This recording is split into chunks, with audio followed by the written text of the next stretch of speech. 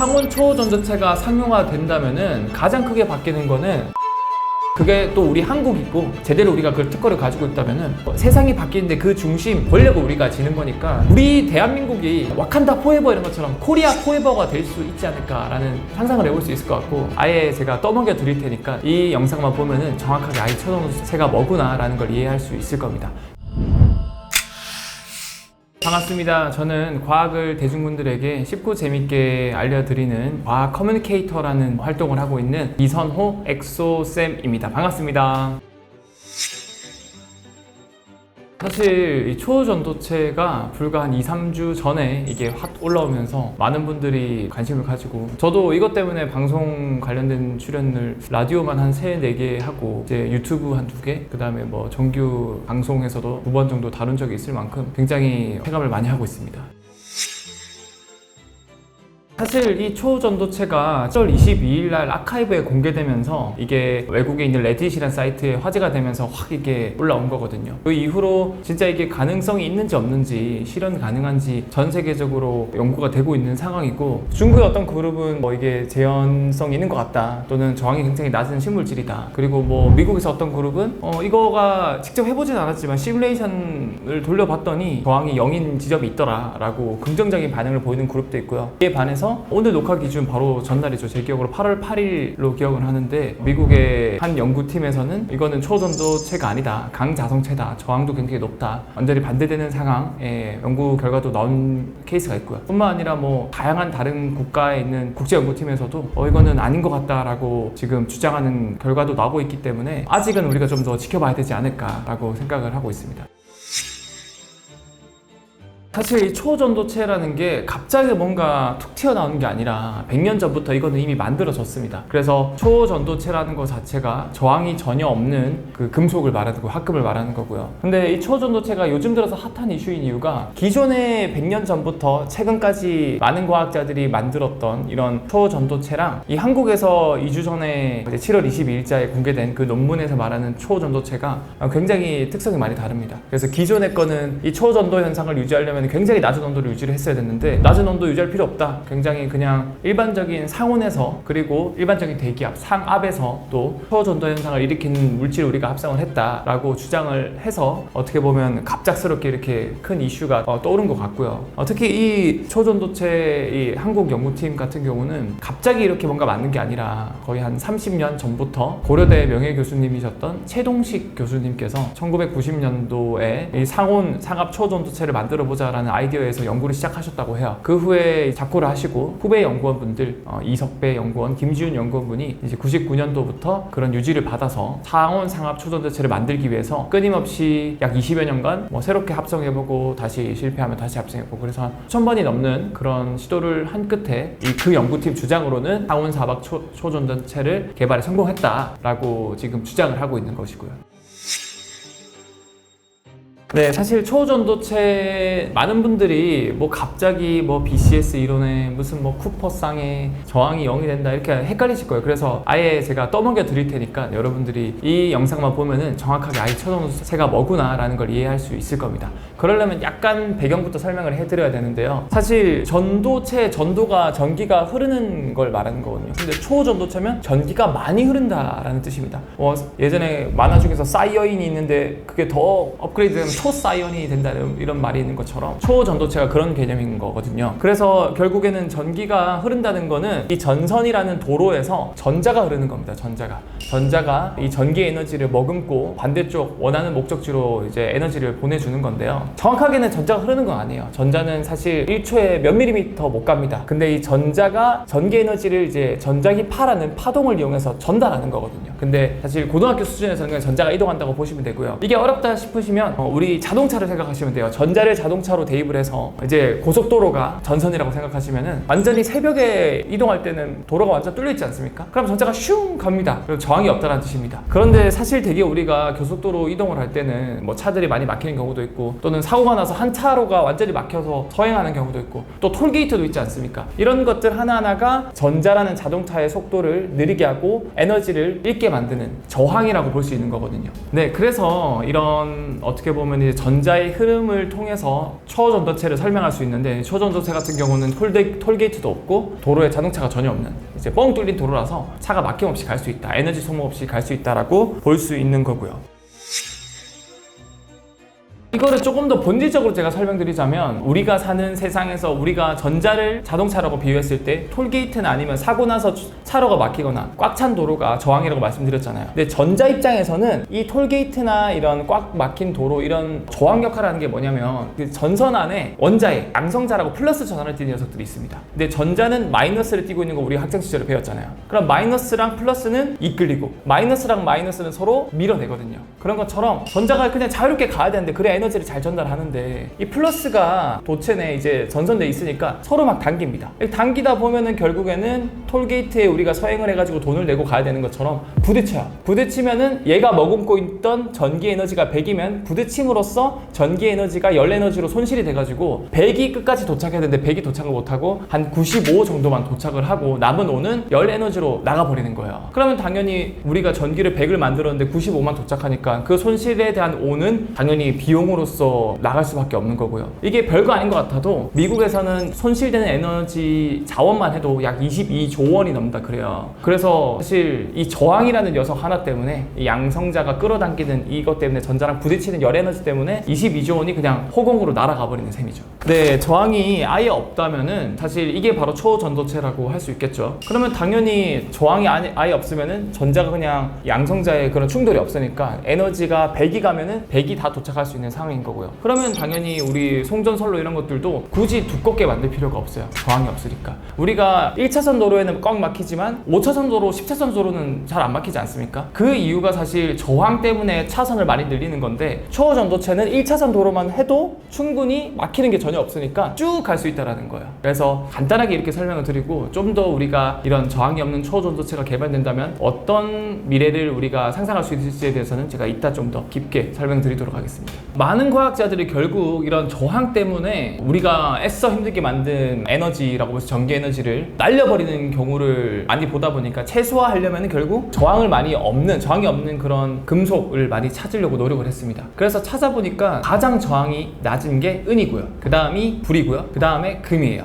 사실은 이게 뒤바뀌어야 되는 거죠. 우리가 금은동 금메달 받을 때 금메달이 제일 높고, 그 다음이 은메달이고, 그 다음에 동메달 아닙니까? 근데 저항 순으로만 봤을 때 은메달이 제일 위고요, 그 다음에 동메달, 그 다음에 금메달입니다. 이 저항 수치를 제가 구리를 100으로 비교해봤을 때 은은 한 6% 더 많이 전기를 보낼 수 있습니다. 저항이 그만큼 낮다는 뜻이고요. 금은 한 72 정도밖에 못 보내요. 그래서 사실 은을 전선으로 쓰는 게 제일 좋겠죠. 왜냐하면 가장 저항이 낮으니까. 근데 은은 일단 클라크 수라 그래서 암석 내에서 얼만큼 원소들이 있는지를 그 퍼센트 비율로 나타내는 그 순위가 있는데, 은은 굉장히 암석 내에 별로 양이 없어요. 그러니까 희소성이 있으니까 비쌀 수밖에 없겠죠. 그래서 은으로 전선을 만들면은 국가가 부도 날 정도로 엄청난 비용이 됩니다. 두 번째로 은은 굉장히 무거워요. 전선으로 이게 공중에 띄워놓으려면 무거우면 이게 쉽게 찢어지거나 조그만 충격에도 이게 금방 이게 손상을 받을 수 있겠죠. 그래서 은보다는 구리가 저항이 조금은 높지만 그래도 크게 차이가 없으니까 한 6% 정도 차이 나거든요. 근데 구리는 또 양도 많고 암석 내에, 그리고 은보다 상대적으로 가볍고, 그래서 이제 구리를 많이 전선으로 쓰게 되었지만, 그럼에도 불구하고 구리도 역시나 저항이 있기 때문에 앞서 제가 설명드린 것처럼 미국에서도 22조 원이 넘는 그런 비용이 허공으로 날아가 버리는 거고, 그게 뭐 단순히 미국만 특이 케이스가 아니고 전 세계에서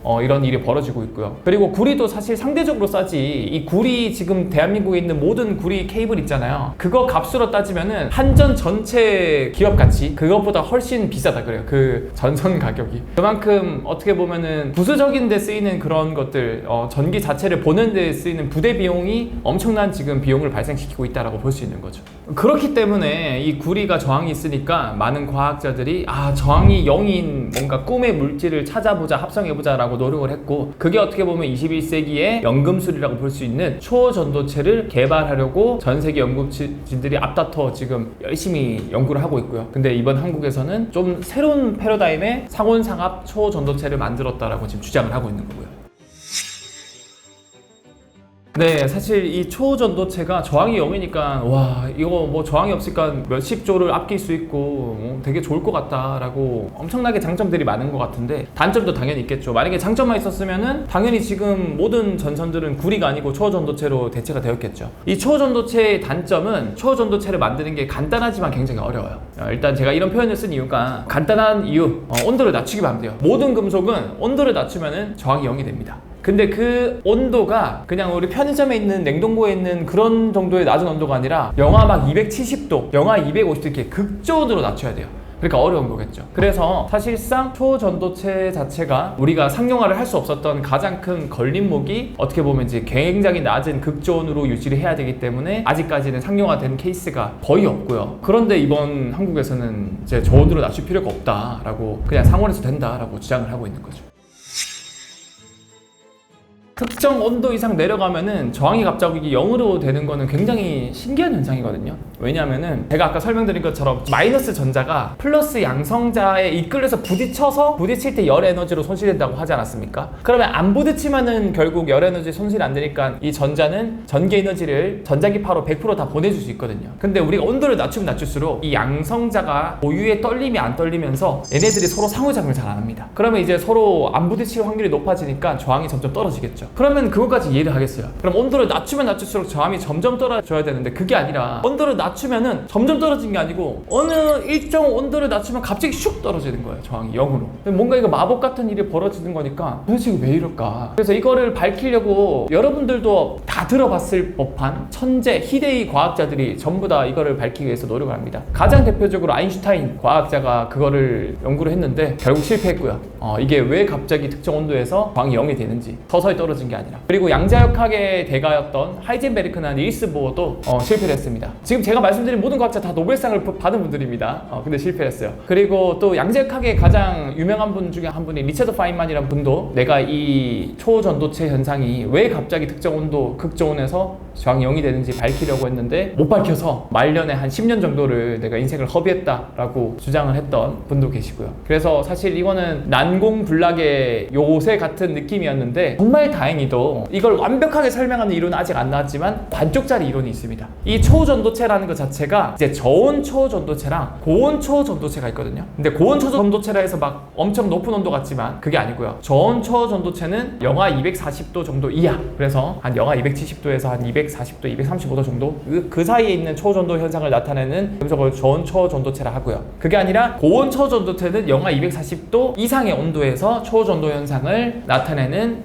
초전도체를 고온 초전도체라 그래요. 그런데 고온 초전도체에 대한 저항이 0이 일어나는 현상에 대해서는 설명을 아직 할 수 있는 이론은 없습니다. 근데 저온 초전도체에서 이제 이 초전도 현상, 저항이 0이 되는지 왜 일어나는지를 설명하는 현상이 있거든요. 그거를 제가 이 순한맛 버전이랑 매운맛 버전 두 개를 준비했거든요. 왜냐하면은 처음부터 매운맛 버전 설명드리면은 과학을 좋아하시는 분들은 계속 보시겠지만 좀 그래도 문과에 계신 분들은 너무 어려울 수 있기 때문에 순한맛부터 제가 설명을 드리자면, 제가 아까 설명드렸잖아요. 마이너스 전자가 이 도체를 흐를 때 여기 양성자 원자핵 플러스랑 이끌려서 부딪히면 저항이 생긴다고 하지 않았습니까? 근데 이 초전도체, 그러니까 굉장히 낮은 온도를 낮추면은 이 전자가 갑자기 혼자서 돌아다니다가 솔로처럼 돌아다니다가 갑자기 전자가 둘이 붙어서 커플처럼 돌아다녀요. 커플처럼. 이걸 쿠퍼쌍이라고 하거든요. 그래서 이 이론을 발명한 세 명의 과학자, BCS 이론이라 그러는데 과학자 앞글자를 땄습니다. 그래서 슈리퍼, 그 다음에 쿠퍼, 그 다음 B는 바든인가? 그분인 거예요. 그 중간에 쿠퍼라는 분이 이름을 지어줬어요. 전자가 상온에서는 그냥 혼자 돌아다니면서 양성자랑 부딪히는데 저온으로 낮추면 갑자기 커플을 이룬다. 전자 둘이. 그래서 둘이 커플이 되면 갑자기 유령처럼 바뀐다는 거예요. 유령처럼. 전자가 원래 야구공 같은 만져지는 거거든요. 근데 갑자기 전자 둘이 쿠퍼쌍을 이루면 유령이 됐다. 야구공은 사실 벽을 향해 던지면은 부딪히잖아요. 근데 유령은 벽을 통과해요? 통과 안 해요? 통과하죠. 이거예요. 그러니까 전자 두 개가 붙어버리면 유령처럼 바뀌면은 양성자도 일종의 벽이라고 볼 수 있으니까 통과를 해버려요. 그러면은 통과를 한다는 거는 저항이 안 생긴다고 볼 수 있겠죠. 열 에너지가 발생하지 않는 거예요. 그러니까 이거를 쉽게 비유를 들자면 솔로일 때는 강남역에 걸어갈 때 뭐 누군가 번호를 물어볼 수 있잖아요. 있잖아. 혼자 돌아다니면은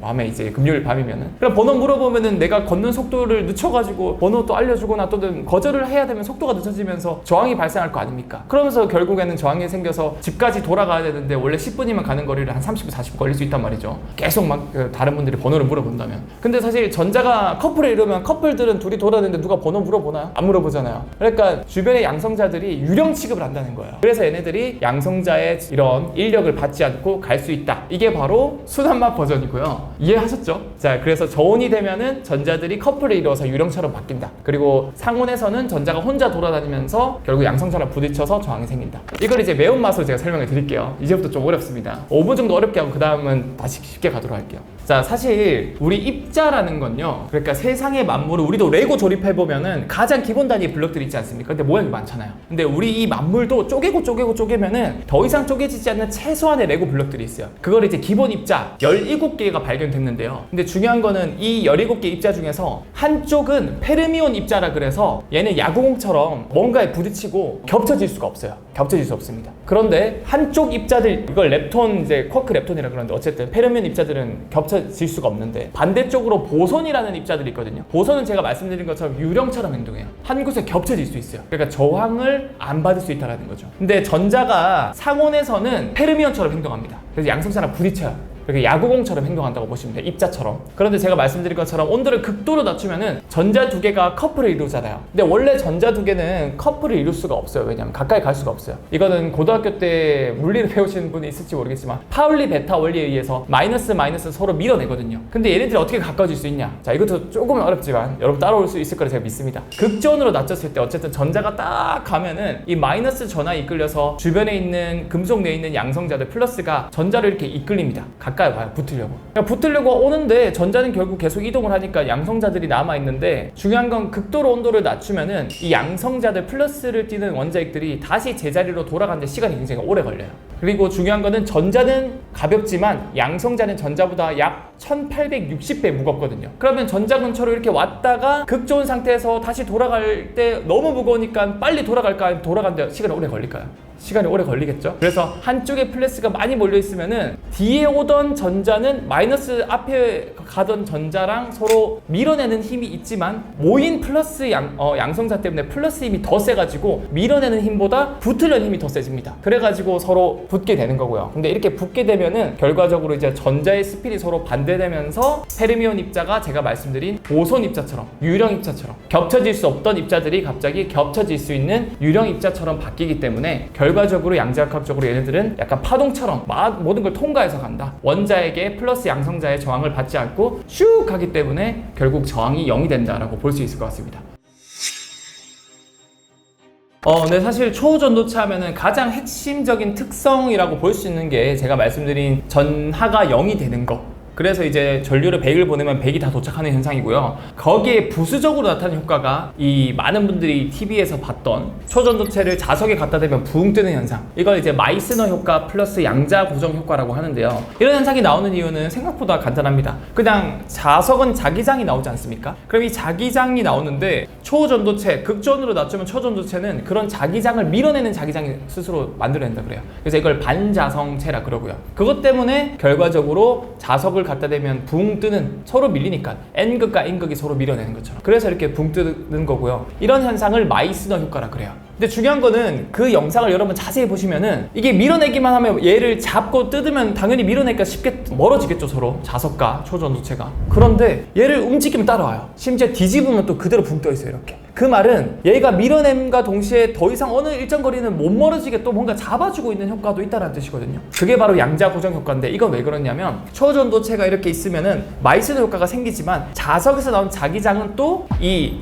초전도체 사이로 뚫고 들어가요. 그래서 일종의 보이지 않는 실이 나를 잡아주고 있다라고 보면 될 것 같아요. 우리가 번지점프 할 때 사실 끈이 있기 때문에 어느 정도 떨어진 다음에 완전히 바닥에 부딪히지 않고 어느 일정 거리만 멀어지면 다시 돌아오지 않습니까? 그런 것처럼 보이지 않는 이런 자기장이 초전도체 내에 뚫고 들어가서 일정 거리 이상 멀어지면 못 멀어지게 잡아주는 거예요. 그래서 이 마이스너 효과랑 양자 고정 효과 덕분에 붕 떠 있지만 아예 멀어지지도 않는 일정거리 유지하는 이런 신기한 마법 같은 현상을 보여줄 수 있고, 이게 가장 대표적으로 이 아바타는 1000만 넘는 관객이 보셨으니까 거기에 판도라 행성에 가면은 암석들이 막 붕 떠 있거든요. 그게 사실 초전도 효과, 마이스도 효과, 양자 고정 효과랑 똑같은 암석인데, 이게 상온에서 된다라고 그 판도라 행성에서는 그런 암석이 있다라고 해서 엄청난 시간을 걸려가지고 그 행성에 가가지고 외계인들을 막 죽이고, 왜 상온 초전도체가 거기에 막 널려 있으니까 거기서는 이제 언옵테니움이라는 암석이라고 이제 가상의 암석을 거기서 만들었거든요. 그래서 그걸 막 캐내오는 과정에서 영화가 시작되는 거죠. 극저온으로 낮춘 초전도체, 그래서 그런 초전도체를 뭐 일반 우리 이 전기줄에는 못 쓰겠지만 특수한 케이스에서는 많이 쓰고 있어요. 대표적으로 아까 양자 고정 효과랑 마이스던 효과 덕분에 붕 뜨니까 자기 부상 열차를 쓸 수 있어요. 그래서 자기 부상 열차의 핵심 개념은 우리가 기차가 빠르게 갈 때 가장 큰 저항이 뭐냐면은 이 바퀴거든요. 이 바퀴가 저항을 생각보다 많이 발생시키기 때문에 어느 정도 속도를 낼 수가 없어요, 이상을. 근데 아까 제가 말씀드린 것처럼 이 기차의 초전도체를 밑에 깔고요, 바닥에. 그 다음에 레일에는 강한 자석을 설치하면은, 전자기 자석을 설치하면은 서로 이제 마이스너 효과가 나오고 양자 고정 효과가 나오겠죠. 그러면 얘가 붕 뜨는 거예요. 그러면은 한 번만 세게 밀어주면은 거의 저항이 없기 때문에 처음 밀어준 속도로 계속 가는 거예요. 그러면 엄청 에너지를 아낄 수 있겠죠. 뿐만 아니라 이게 양자 고정 효과 덕분에 이게 어느 정도 탈선하는 것도 막아주거든요. 왜냐하면은 어느 정도 멀어지면 잡아주려고 하는 보이지 않는 끈이 있다고 했잖아요. 그래서 실제로 이 일본의 신칸센이라는 기차 같은 경우는 이미 초전도체를 이용해서 상용화해서 지금 일본 시민들이 타고 다니고 있고요. 얘가 얼마나 빠르냐면 전 세계에서 속도가 1등입니다. 시속 603km까지 시험 운행에 성공했고, 지금 타는 분들은 시속 500km로 가고 있다고 하고요. 그리고 여기서는 주장을 하는 게 800km 정도까지는 곧 상용할 거다. 그러면 이제 비행기 탈 필요가 없어지는 거죠. 여기서 좀 더 제가 부연 설명을 하자면, 일론 머스크가 말하는 하이퍼루프 개념도 비슷한 개념이에요. 그래서 이 초전도체를 이용해서 기차 이거를 붕 띄워버리고요. 근데 바퀴의 마찰을 없애지만 공기의 마찰도 또 있지 않습니까? 공기의 마찰도 없애기 위해서 아예 관에 공기를 쭉 빼고 총알 쏘듯이 뿅 쏘는 거예요. 그러면은 공기의 마찰까지 없어지니까 바퀴 마찰, 공기의 마찰 제거되니까 얘는 시속 800km까지가 아니라 시속 1300km 정도까지, 거의 마하 1 정도에까지 갈 수 있어요. 그래서 이 정도면은 서울에서 부산까지 15분 컷이 가능하다라고 볼 수 있는 거고요. 그래서 이게 자기 부상 열차가 초전도체를 활용하는 분야고요. 이거 말고도 몇 가지 더 설명드리자면, 우리가 우리 몸의 이 장기 내부를 보기 위해서 MRI 많이 쓰지 않습니까? 이 MRI도 사실 우리 몸이 이 수소 이온이 많거든요.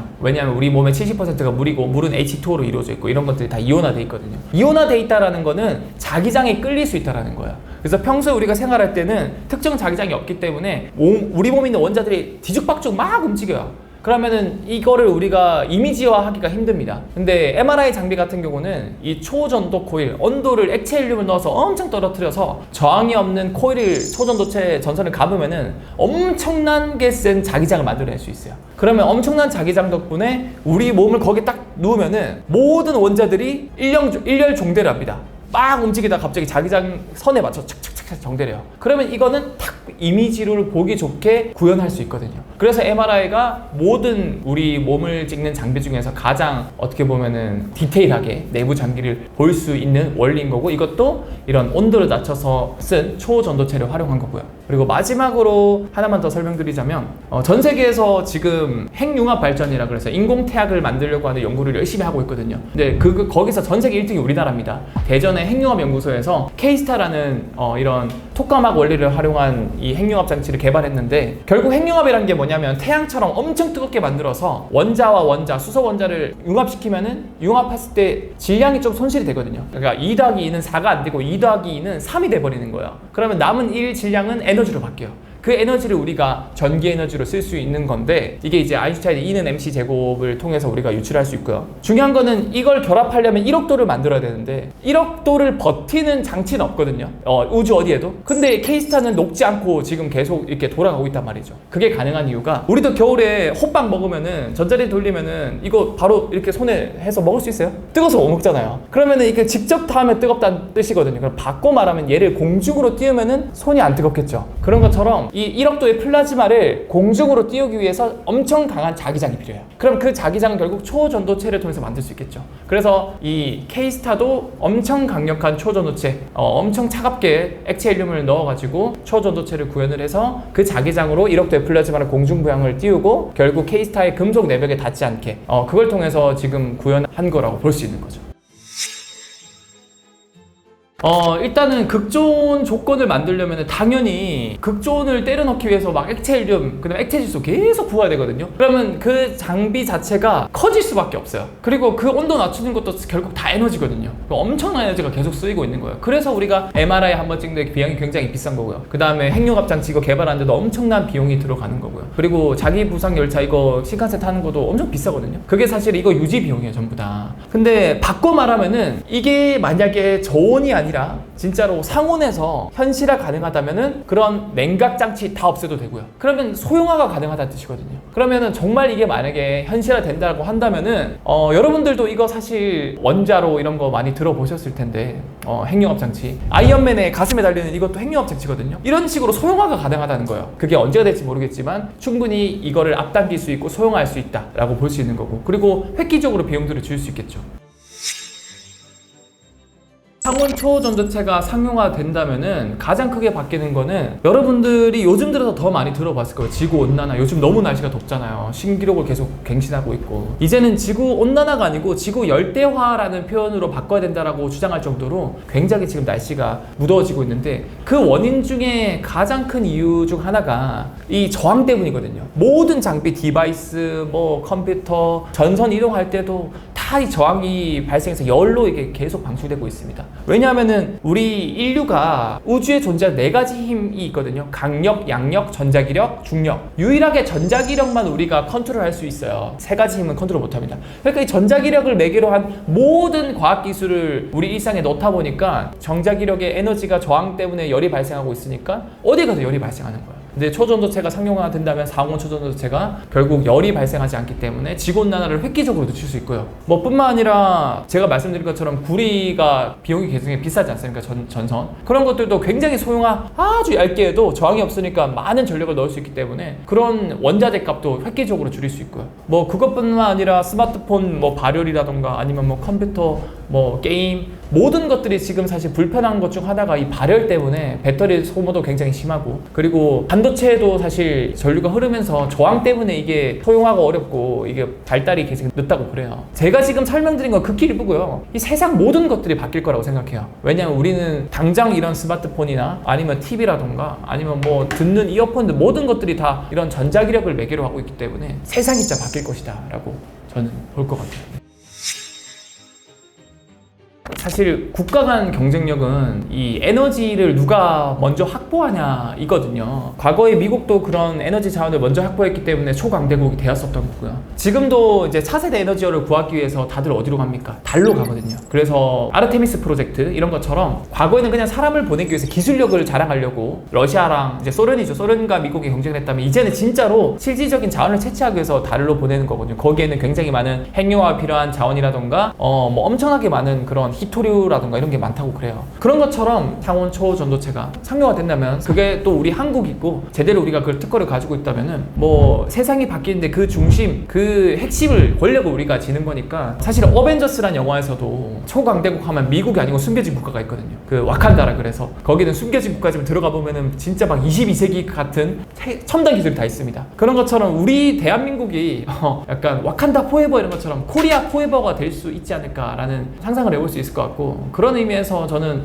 마음으로는 응원을 하지만 그럼에도 불구하고 우리가 과거에 굉장히 뭐 안 좋은 선례들이 많았기 때문에 굉장히 크게 이슈됐지만 성공할 줄 알았더니 뭐 사기였던 적도 많고, 그래서 머리는 좀 차갑게 그래서 마음은 응원하고 뜨겁게 유지하지만 머리는 차가운 마음으로 비판적인 좀 사고를 가지면서 조금 더 이게 제가 봤을 때는 한 달 정도 되면 다 정리가 될 것 같거든요. 그때까지 지켜보시는 게 좋지 않을까라고 생각을 합니다. 저는 일단 개인적으로 이 초전도체 이슈에 대해서 국민적인 마음으로 응원을 하고 있고, 근데 머리는 좀 차갑게 비판적 사고로 보고 있고요. 그거와 별개로 정말 우리 대한민국 국민분들이 정말 과학에 진심이시구나 라는 걸 깨달았어요. 그래서 좀 한편으로 기분이 좋고 좋고 초전도체 이슈에 대해서 이렇게 많은 분들이 관심을 가져주시고 그리고 과학에 대해서 많이 궁금해하시고 제 역할이나 제 사명감, 제 목적 자체가 결국 이런 과학기술 분야를 대중분들에게 쉽고 재밌게 문화로서 알려주는 게 저의 가장 큰 목적이거든요. 이런 이슈가 발생했을 때마다 앞으로도 제가 이런 것들을 여러분들이 먹기 좋게 떠먹여